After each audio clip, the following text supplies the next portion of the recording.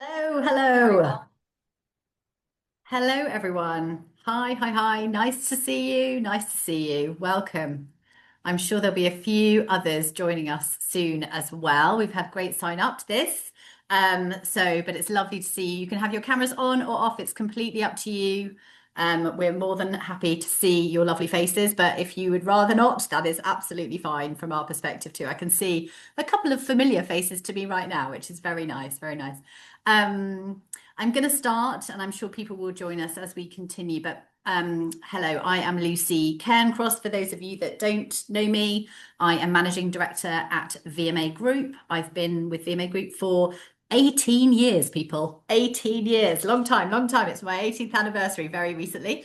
Um, so but yeah, so I'm the managing director here. I look after our communications, corporate affairs, search and recruitment business, and also our advisory services business as well, org design, research, that sort of stuff as well. And then in my other life, I also host lovely things like this, which is one of our Meet the Author sessions.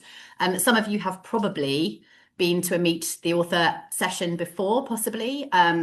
And we have done them in person, but actually we also find that they're really, really valuable doing them online as well in webinar style. So that is what we are doing today. And I am delighted to say hello to Tabita Andersson, who is here with me. And we are talking about, I've got it here, I came prepared. We're talking about the Chief Communications Officers at Work book that Tabita wrote and launched last year. So Tabitha, why don't you say hello? I'll let you do that rather than talking too much about you. Thank you so much for the intro, Lucy, and hello, everyone. I'm really looking forward to the conversation. Lucy, do you want me to just do a little bit of a brief intro Yeah, actually, myself yeah, as well? that would be great. So I'm currently working as VP Marketing for EMEA for a global B2B tech company. Prior to that, I was Senior Vice President of Communications and Brand for a large global data analytics and software company. And I've got a long career in communications and marketing, both in-house and in freelance and contracting and consulting roles as well. Most recently, though, as Lucy was waving my book around, I have been working on a fantastic project, which was to put together and write the Chief Communications Officers at Work book, which was launched back end of last year. And I'm really looking forward to talking more to Lucy about the book. Thank you, Tabitha. Thank you for that. So I don't know whether anyone has had the book yet or read it or et cetera, but we will talk and touch a little bit on it specifically. But we're going to talk more broadly about some of the topics, I suppose, that have come out of the interviews that Tabitha did as part of the sort of research for the book. Tabitha, you interviewed 23 chief comms officers for the book from all sorts of organizations. You know, Eurostar was one, Banerjee, like lots and lots of different organizations with very different sort of backgrounds and focuses as well. You asked very similar questions to each person, I think, didn't you? But there's lots of interesting stuff that came out of it. So we will pick up on a few of those key topics today. I suppose my first question, really, Tabitha, to you is why you decided to write the book in the first place. So I think there were two reasons. One is I'm very passionate about the role and very passionate about the value it brings to a business. And then secondly, I just happened to spot a bit of a gap in the market as well. So the story behind it is that I had read the Chief Marketing Officers at Work book, and I thought it was fantastic, really useful and interesting. So I went looking because I would love to read something about Chief Comms Officers, obviously being in communications. So I went looking and searching for a book, and I couldn't find anything. And instead, I stumbled on the publisher's website, and they had very kindly put together a template of this is what you do if you have an idea, and here's an email address to email your template to. So I thought, well, somebody's got to do it, and I would really love to do it. So I put my idea in, and 2 weeks later, I found myself with a contract. Of actually doing the book. So it was a combination of my passion for the role and my passion for what comms actually does to a business in building reputation and brand, and then spotting the gap and putting the two together. Fabulous. Thanks, Tabita. And I agree, actually, I hadn't seen anything like that either out there in the marketplace. So thank you very much for giving us a bit of an idea of why you decided to do it. And I remember we actually first talked about it. I think probably it was when you were still at Clarivate, I think, and you were thinking that this was something that you would really like to do. So it's been amazing to see you actually pull it together and do it as well as balancing all the other things that life brings too. So now what we're going to do is go through a few of the sections, as I mentioned, in terms of some of the key themes, but I'm really keen, actually, both of us, to give you guys the opportunity to ask as many questions as possible. So I think we've both feel we're both quite relaxed characters, Tabitha and I. And so if you've got questions and you want to put them in the chat at any stage through this, then please do. And we will pick up on them. And we'll certainly have a dedicated bit at the end, good 20 minutes so that we can do that. But if there's something that pops up that we want to pick up as we go through, then we will certainly do that as well. Okay, so I think one of the key things that I wanted to pick up on was around the sort of evolving role for the chief comms officers. Things have changed so much over the years that I have even been, the 18 years that I've been at VMA Group working in communications recruitment and search. Such a lot has changed and such a lot of things have happened. But how, from the interviews that you had, and actually just from your own reflections, Tabitha, how do you feel the role of sort of a senior communications corporate affairs director, CCO, has changed over the past decade, say? Yeah, so I think there are a couple of different ways it's changed. One is that it has really been solidified at the top table. If we go back 10, 15 years, it was quite rare that you saw a chief comms officer reporting to the CEO sitting as part of the leadership team. And I think we see that much more often now. So I think CEOs have learned the value of it. I think the executive teams have learned the value of it. And I think CCOs and senior comms leaders are now doing an excellent job of proving the value, having the right conversations, and getting to that seniority level within an organization. And then I think also it has, and I spoke to quite a few of the CCOs in my book about this, how it's been really changing for the better from that service, being that service deliverer, to being a trusted advisor. And that is quite a journey for organizations typically. If you're used to just using your comms teams as can you do this email? Can you get this press release out? Very tactical, to moving from that to the comms leader being in the room when decisions are made, and being able to help and advise executives, CEOs, wider leadership roles on how messages are going to land, what's the consequences, what's the risks of something. And then being able to much better devise and create the comms planning and comms strategies based on that. Because that then gives that additional extra value of what we do to the company. So I think it has really changed and evolved in a really good way, from that service delivery function to a real trusted advisor function.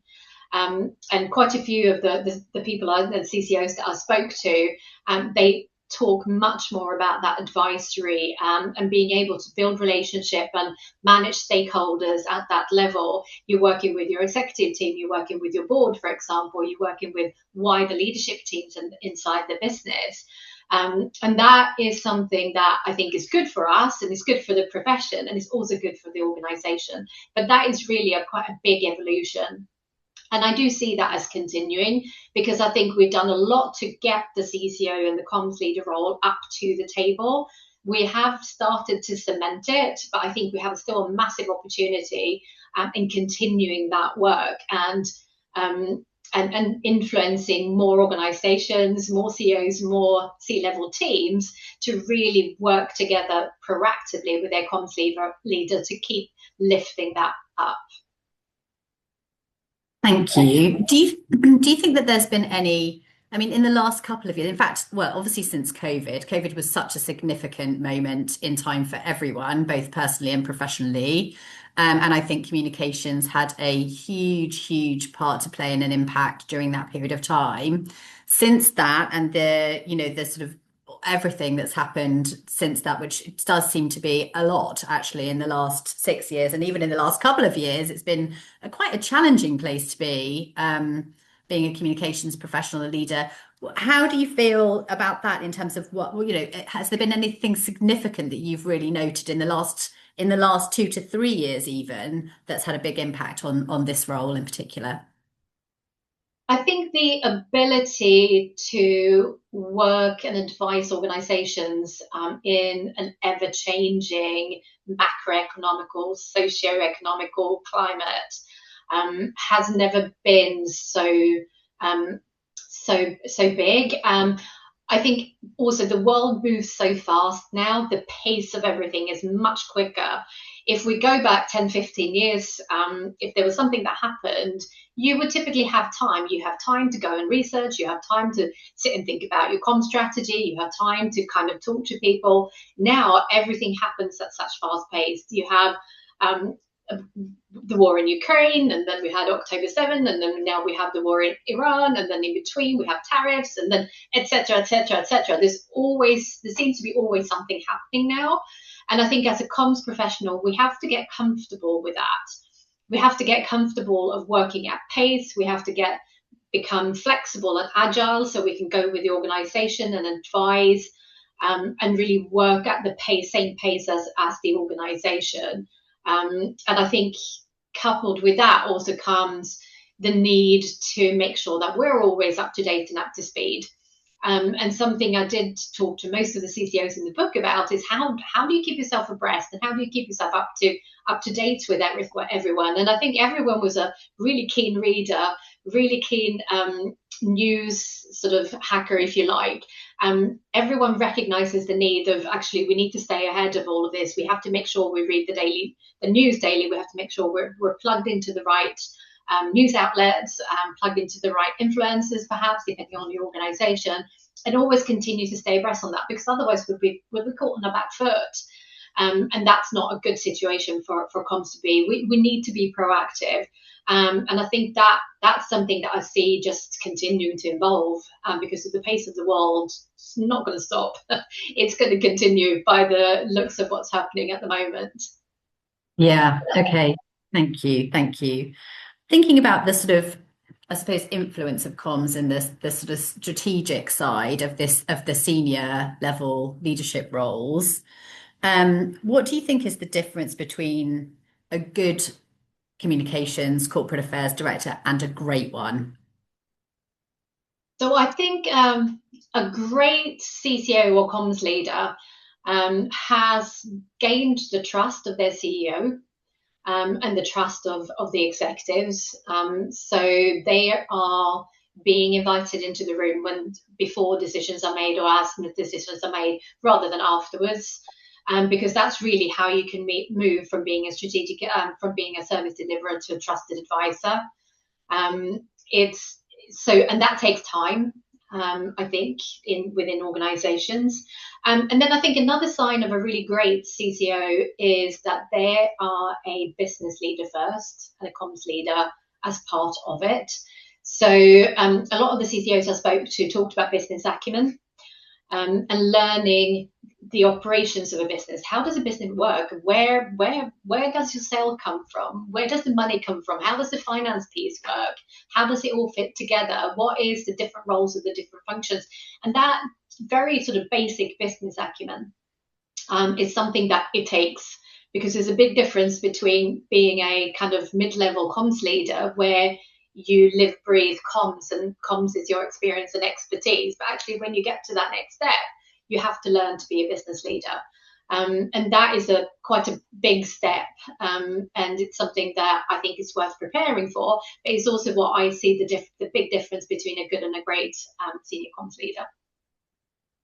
And do you think for the people that were that you interviewed who had achieved chief comms officer level within their organizations, what do you think was the key difference there for them in those organizations and how they had been appointed at that level rather than necessarily being a group head of or a comms director or a corporate affairs director? They had actually managed to sort of it's kind of it's a wall to jump over, isn't it, to get to that title almost. It feels like still it's quite a rarity to receive that title, and one would hope the sort of exco appointment that sits alongside it.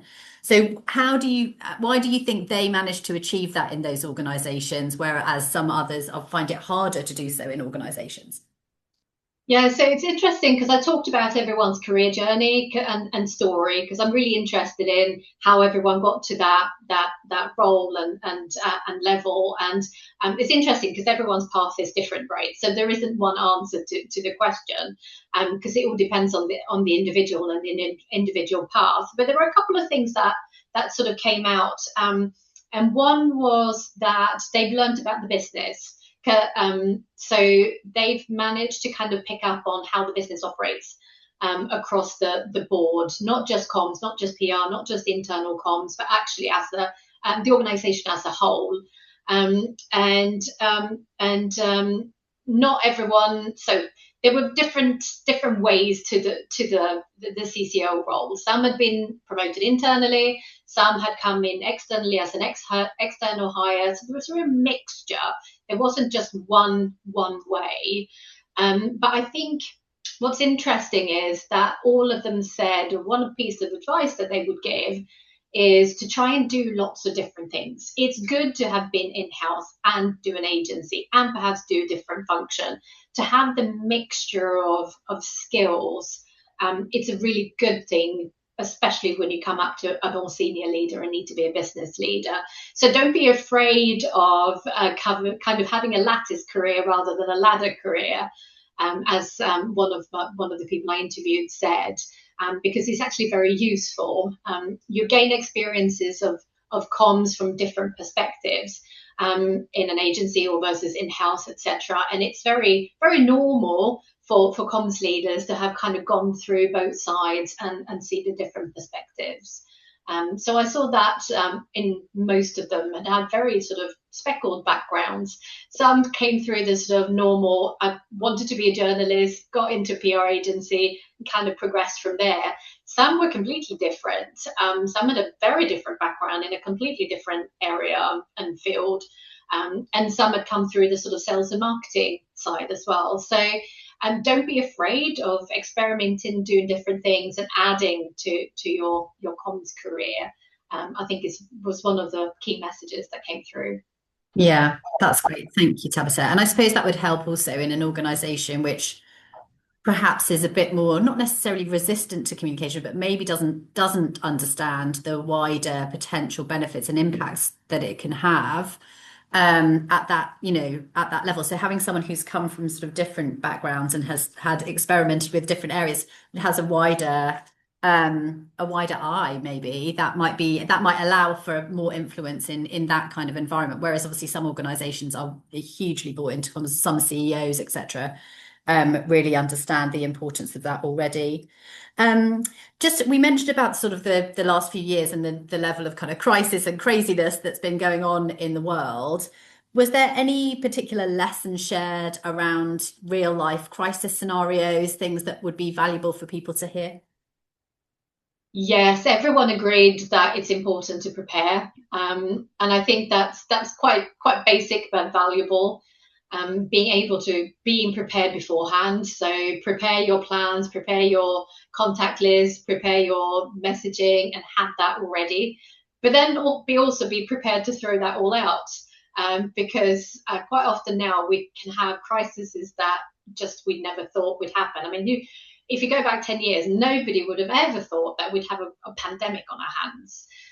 So it's a little bit of, okay, write the crisis handbook and then be prepared to throw it all out, and start again, because actually we could come up against something that's completely different. And there's a lovely story from one of the CCOs about what happens when your crisis hits mainstream media and you have things going completely wrong. And in that case, it was a plane crash, and disappearing equipment in an ocean, and everything being played out in mainstream media.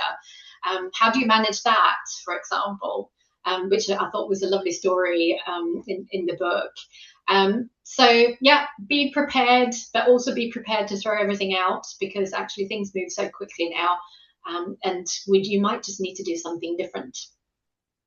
I think I remember just after COVID talking to a corporate affairs director who was in a FTSE 50, and he told me that they just happened to have run a crisis scenario around a pandemic just before, like within the 6 months prior to it really kicking off here.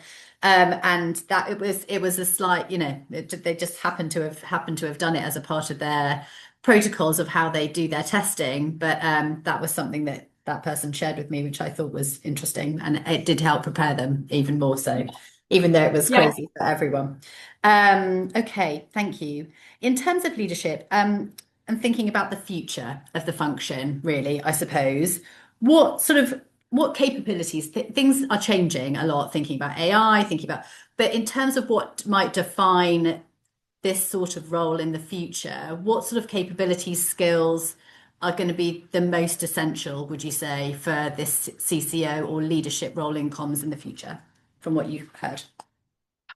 Yes, so there were three key themes that came across all of the interviews that I did.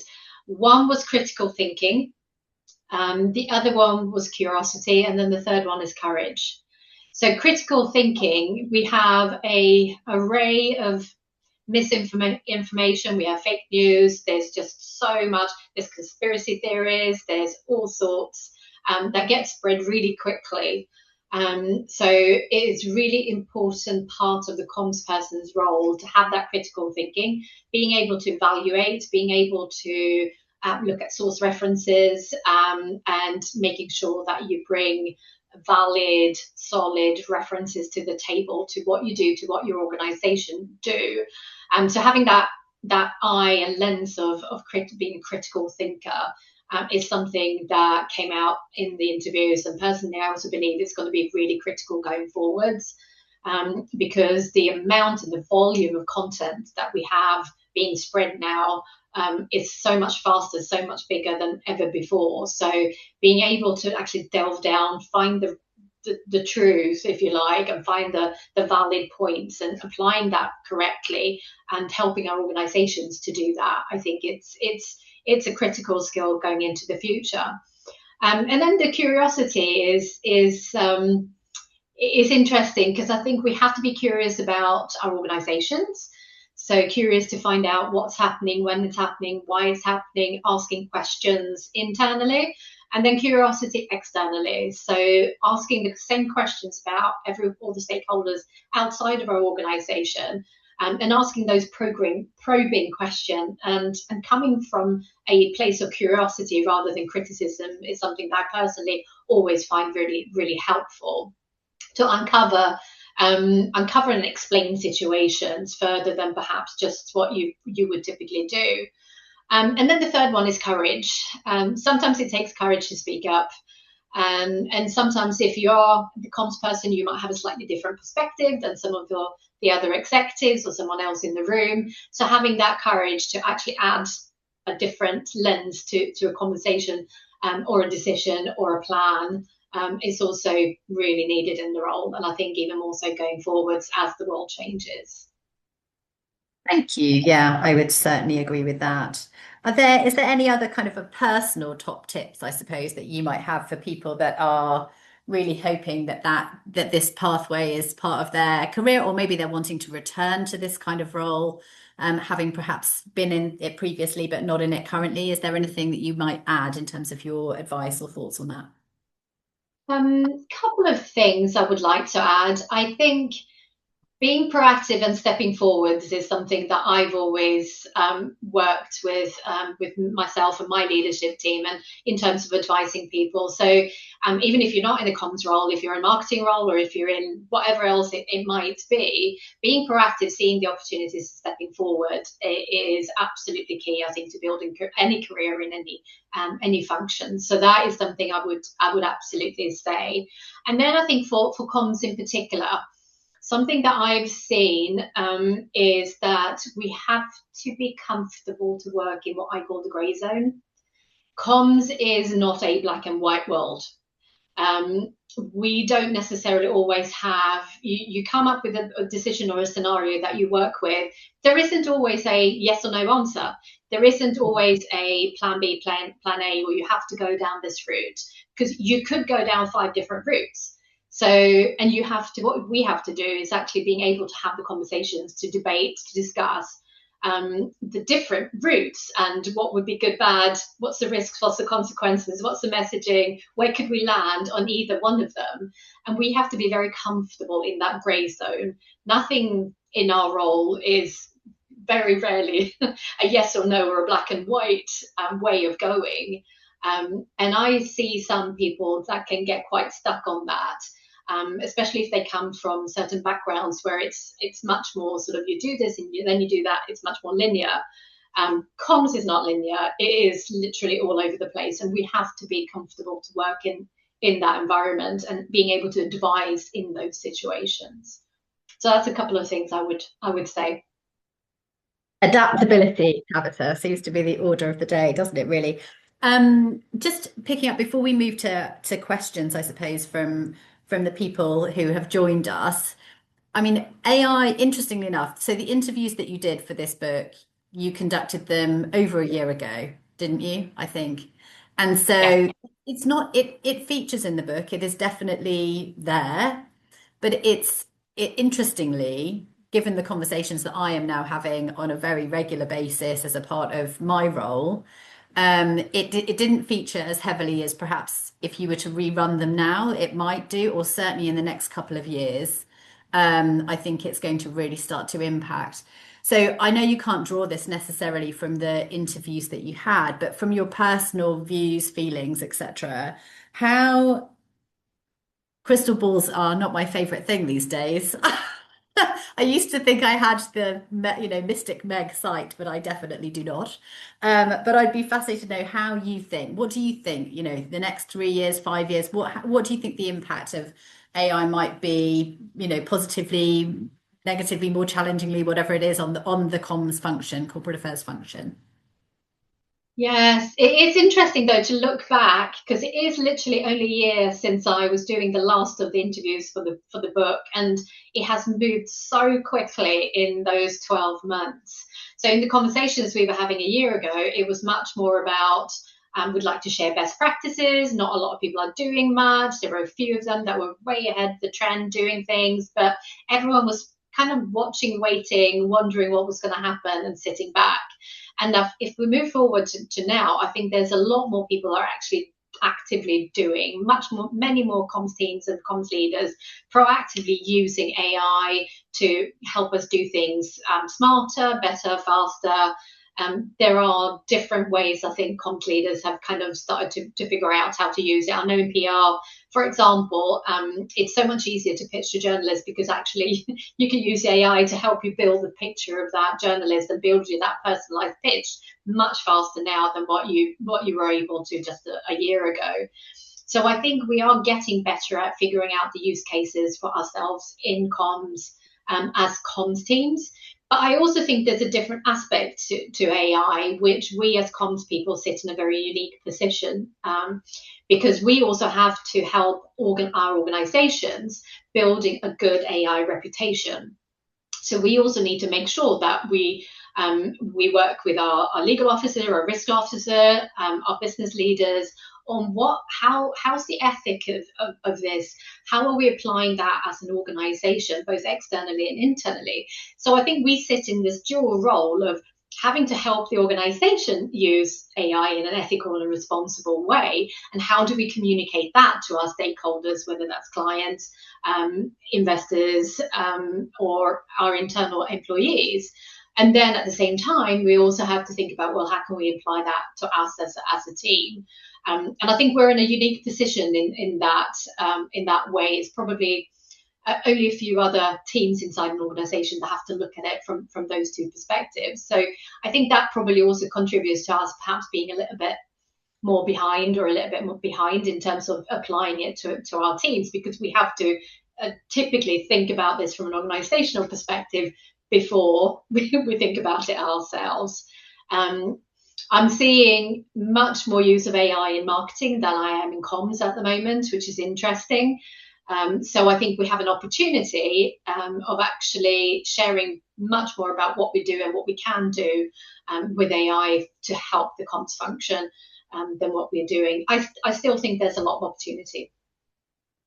Yes, agreed, agreed. And I mean, obviously, there's an amazing opportunity to sort of streamline the activities that happen and can sometimes really sort of slow progress down within organizations from a comms functional point of view, and allow for more focus on things that perhaps, it would be great to be able to do more of. Those things that people are always just like, oh my God, I never get time to do this stuff because I'm always so bogged down in this stuff. So, there are lots and lots of opportunities there. But yeah, I understand what you mean about the sort of dual-hatted part for the communications function as well. Yeah, That's and I think, yeah, from a sort of a personal perspective on that as well, I think personally I'm really excited about two things. One is the message testing. So being able to actually get input, as it were, on how's this going to land with my key target audiences and my target groups, and being able to actually test that through AI. I think that's something that's really exciting and an interesting use case. And then I think it's also the proving the value of it. AI is so good at pulling the data points from across all sorts of areas and being able to articulate the data points is obviously a key part of where I think we in comms, we tend to be better with words and colours than what we are with numbers and data. And I think we now have an opportunity of actually using AI as our kind of superpower. Actually, now we can bring the data and then tell the story and the narrative around that to prove the value of what we do at a very different level than what we've been able to in the past. brilliant. Thank you, Tabitha. So I'm going to open up for questions, really. There's been a couple, I think, that have popped into the chat. So I might just jump to those first, but please also feel free to come off mute and ask a question, put your hand up as well, because I'm sure there'll be plenty to ask. So Jinmi, you have said, have you ever reported, this Tabitha, this is for you, obviously. Have you ever reported to an exco that viewed communications primarily as a risk to be managed and therefore didn't involve the function in early stage discussions? What advice would you offer a communications leader seeking to change that dynamic? So we definitely touched on that, didn't we? But I completely understand where he's coming from there. How would you try and relate and get that change happening? Absolutely. And I think this is the whole change between being a service delivery function into a trusted advisor function, which can be quite a jump and it can take a bit of time because ultimately it's about influencing and building trust with your key stakeholders. So being able to learn how to manage your stakeholders well is key to kind of changing that dynamic. Building relationships, building trust, and having the ear of the right people. And that often takes a bit of time.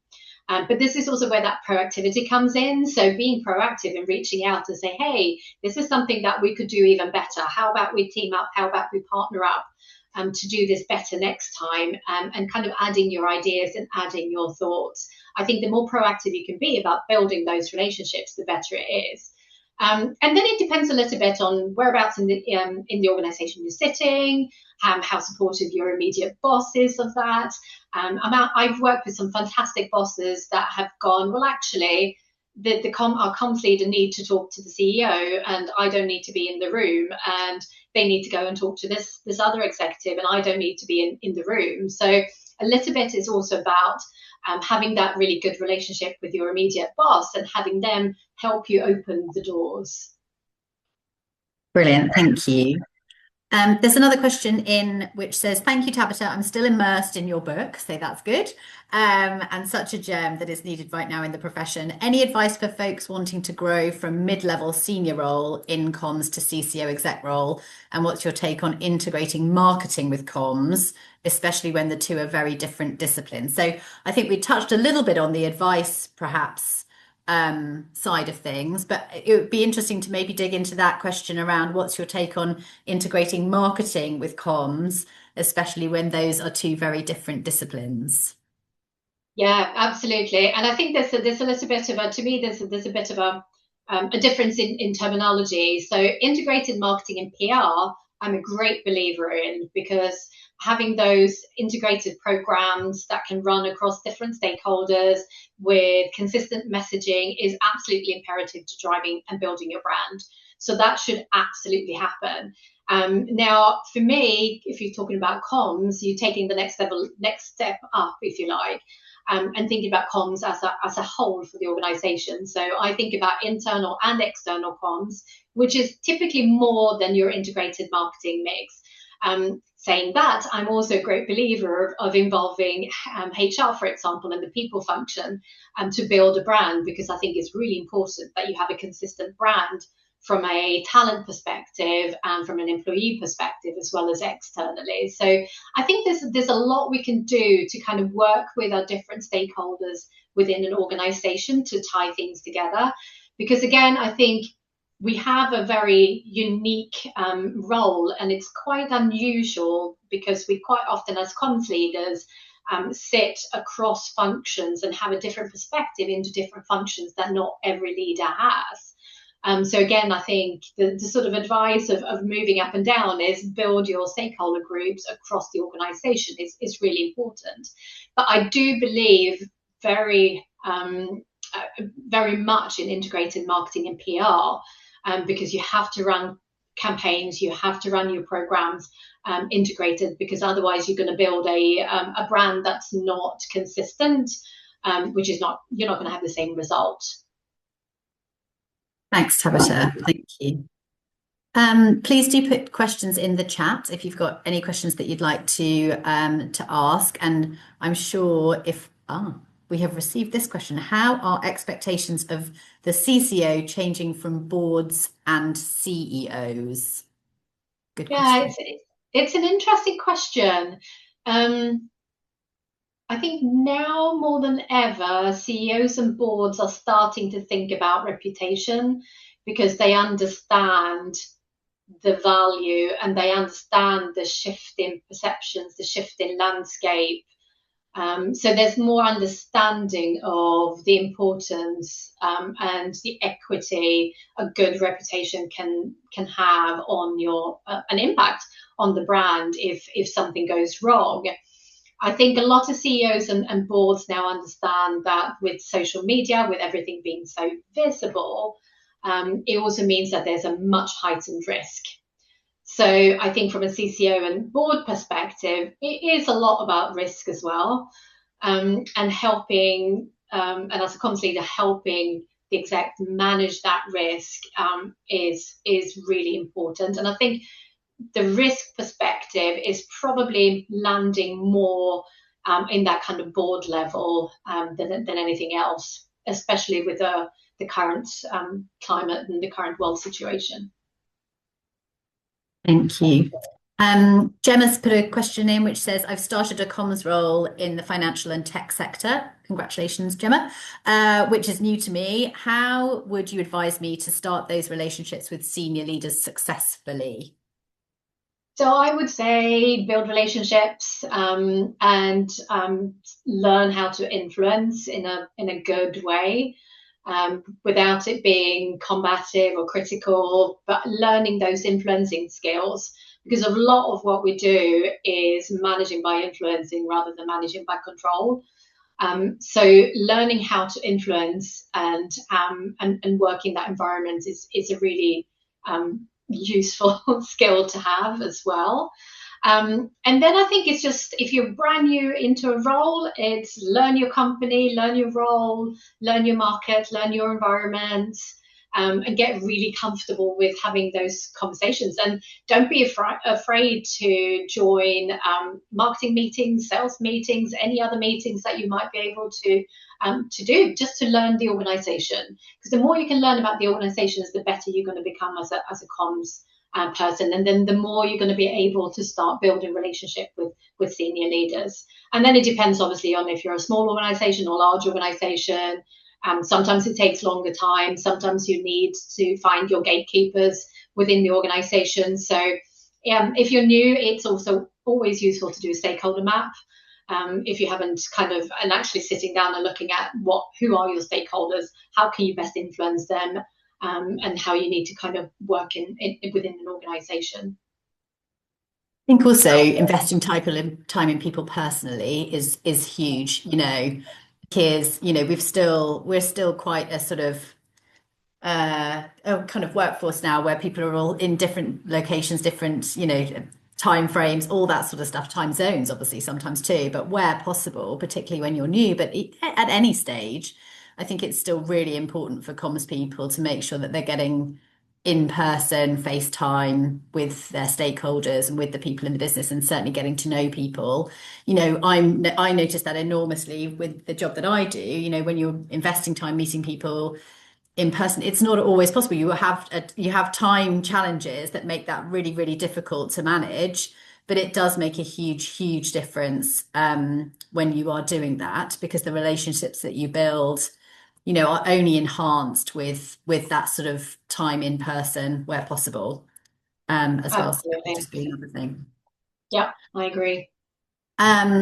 We've got another question here where it says, thanks for an interesting discussion. Thank you, Kirsty. How are you seeing the function change? What roles in the team are on the rise? How are budgets and priorities changing? Yes, so COVID had a great impact on anyone who was in internal communications. We saw how all of a sudden everyone was coming to the internal comms team going, what do we do? What do we do? So I think that is something that has definitely changed in the last few years. Internal comms as a function has become much more prominent, and for good reasons. I always thought it was a little bit hidden, and a little bit of an afterthought. So I think the change of internal comms on the rise and bringing together internal and external comms is also something that I've seen change for the better. Personally, I'm a great believer in having the same message across, so that we're really consistent, but making sure we're bringing in the employees and our colleagues early on, so that we can really create that great culture within an organisation. And then was there another one? So how budgets and priorities are changing. Well, the question of budget's always going to be, you're never going to have enough. You're never going to have as much as you want. So you're always going to have to prioritize, and you're always going to have to prioritize. And I've always found it's good to make those prioritization decisions together with the business. So that way it's much easier to work together. It's much easier to then influence, to potentially being able to build your budget in a positive way rather than the negative. And it also helps with visibility and transparency. So if that way you're bringing everyone along on the journey. So you're never going to have as much as you want. You're always going to have to make prioritizations. I do see more teams being able to spend a bit more on data and evaluation, which I think is really good. Traditionally, that has been very difficult when you have a very tight budget. I think part of that is also the reason that the tools that we use for evaluation and measuring, because of AI and because of tech moving so quickly, are becoming more reasonable. They used to be super expensive, and actually I've seen that go down in price, which I'm really pleased about, because I don't think that evaluation and measurement should be something that only large organizations can afford. I think it's something that anyone and everyone should be able to afford. So I'm really pleased to see that. I also do think, and it can be difficult to carve out budget for training and development, but I do think that's really important. So being able to carve out, even if it's just a little bit, for helping everyone in your team improve their skills and improve their personal skills. So coaching, I also find, and I believe in, is really important for helping all of our comms team kind of move to that next level. Brilliant. Thank you, Tabitha. There's a great question from David in here, which says, through your research or your own experience, did you come across much tension in CCOs between balancing being a trusted advisor to the executive team with being a representative of external stakeholders? Any advice or outcomes from this? Yeah, that's a really great question. And it was a question I answered. I actually asked quite a few of the CCOs. The majority find that the priorities aren't necessarily that different. If you start digging, if you take them up a level, and get to the real crux of the business, they tend to eventually align at the top. So they might not be as different as you might imagine. So I think some of the advice was to make sure you understand what those tension could be and what those priorities really are before you start making assumptions that they're very different. Because once you start digging into them, actually you might find that they're not. So that was something that came out of the conversations. And I was just thinking something else that came out of those conversations is how important it is to bring that external stakeholder view to your leaders and to other stakeholders, perhaps your internal stakeholders, to make everyone aware that this is what's being said externally, this is what we're seeing from an outside perspective. Because I think on the inside, sometimes it's really easy to get kind of bogged down into your own little silo and your own little echo chamber. So when you're talking about different perspective and priorities, it's actually really important to bringing the external into internal. And that way it's going to be much easier to navigate and balance the two. Thank you. We've got a couple more questions, but I also just want to let you know that Tabita has agreed to give a book away today. So if you haven't got a book and you would like to own the book, here it is again. Look. Then please write book in the chat, and we will select one person from that, and we will sort that out afterwards. So please, do that. I can see it's going wild already, which is marvelous. So yes, please do that, and there will be one giveaway. One of the questions that I wanted to ask actually was about which interview did you find the most interesting, Tabita? Oh, it's such a great question. I always pick a different one every time someone asks me because there were so many of them that were so good. The one that stands out a little bit for me is the one with the CCO for the International Paralympic Committee, because A, is very timely. We've just had the Paralympics, by the way. So I thought that the timing of that was interesting. But it's always sort of struck me as slightly odd. And how can you do comms and build a brand and reputation when all you have is one event every 4 years? What do you do in between? Do you just sit on your hands and do nothing? And how do you protect the reputation of something across such a long time? So Craig and I talked a lot about brand in that particular conversation and kind of wider reputation. And it was also a very delicate subject. So how can you do that without kind of telling and talking about perhaps, the stories are amazing from some of the athletes. So how can you use those amazing stories to build your brand? And then how do you connect to the other Olympics and the other brands? And then how do you do that in every single country of the world? And one of the interesting points he made was that they have to work 10 years in advance of themselves. So making a change in something is extremely difficult. And how do you do that? And how do you react when you've got, 20 different versions of your brand showing up all of a sudden because you've made too many changes too fast and people can't keep up? So that was a really fascinating conversation that I just really enjoyed. That's great. And it's interesting, isn't it? Often when people are thinking about their moves, like where they're going to move to next, the life cycle of their role is often a part of that, like when that sort of critical point might come. And I think if you're in a life cycle that's actually 10 years, that's got when is the right time to go at that point. But yeah, very interesting one, an amazing environment to be in. The other question that came through was around role models, actually. So I know you talked about coaching, I think, there a bit, but as we know, there aren't thousands of CCOs out there. Still a relatively rare position. But how do you think people can engage, I suppose, with regards to finding role models? Obviously, reading this book is great, but what do you think people could do to help support others? If they've managed to achieve a kind of leadership position. So I think that's the responsibility. Anyone who's been in those shoes and had that role, I think it's our responsibility to go and talk about it and helping and supporting as many people as we can to move through the career steps and move through the ladders and actually reach out and reach up into that role. So I think that's a responsibility anyone who's a CCO or who's been in those shoes have. And it was one of the reasons why I'm so passionate to go out and talk about the book. Because I think it's really important that we have those role models. If I think back 10, 15 years ago, there was no one. I didn't know a single CCO. I didn't know anyone who'd sat in those shoes. So how can you aim for it? I find it really difficult to aim for something that I can't see because I'm very visual. So personally, I need to kind of see that it's possible and see that someone else has done it.